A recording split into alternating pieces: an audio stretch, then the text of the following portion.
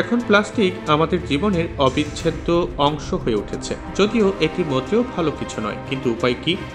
যাই কিনতে চান না কেন, সবশেষে একটি পলিথিনে মুড়িয়ে তবেই তা আপনার হাতে তুলে দেওয়া হবে।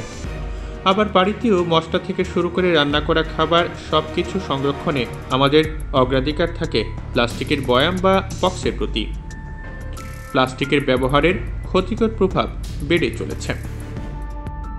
গবেষণায় বলা হচ্ছে যে একটি শিশু তার জন্মের পরের লগ্ন থেকে পুরুষত্বহীন হওয়ার দিকে ঝুঁকছে প্লাস্টিকের অতি ব্যবহারের কারণে।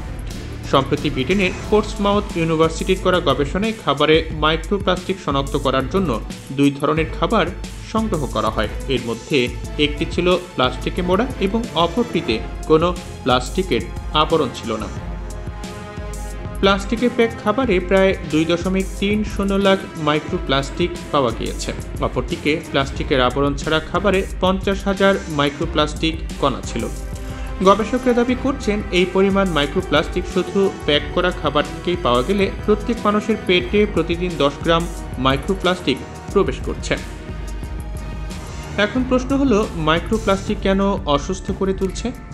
খাবার বা পানি রাখার জন্য আমরা যে প্লাস্টিকের পাত্র বা বোতল ব্যবহার করি সেগুলো পলিকার্বনেট প্লাস্টিক দিয়ে তৈরি। এই প্লাস্টিককে নমনীয় করার জন্য তাতে যোগ করা হয় বিসফেনল বা বিপিএ।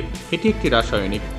দিল্লির ICMR এবং হায়দ্রাবাদের ন্যাশনাল ইনস্টিটিউশন অফ নিউট্রিশন এর গবেষকরা বলছেন, গর্ভাবস্থায় বিপিএ রাসায়নিকগুলো অনাগত শিশুর ফার্টিলিটি সিস্টেমের উপর নেতিবাচক প্রভাব ফেলতে পারে।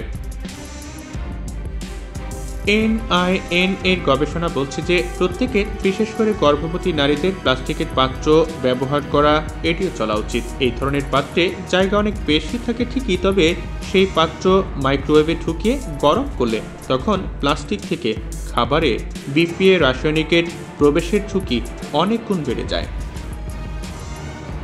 রান্নাঘরে মূলত 2 ধরনের প্লাস্টিক থাকে। এর মধ্যে একটি হলো ডিসপোজেবল পানির বোতল বা প্যাকেজিং প্লাস্টিক এবং অন্যটি প্লাস্টিকের পাত্র যার উপর ফুড গ্রেড বা বিপিএ উল্লেখ করা হয়। সংস্থাগুলো দাবি করে যে বিপিএ মুক্ত ফুড গ্রেড প্লাস্টিক শরীরের কোনো ক্ষতি করে না, কিন্তু বিশেষজ্ঞরা এর সঙ্গে একদমই একমত নন।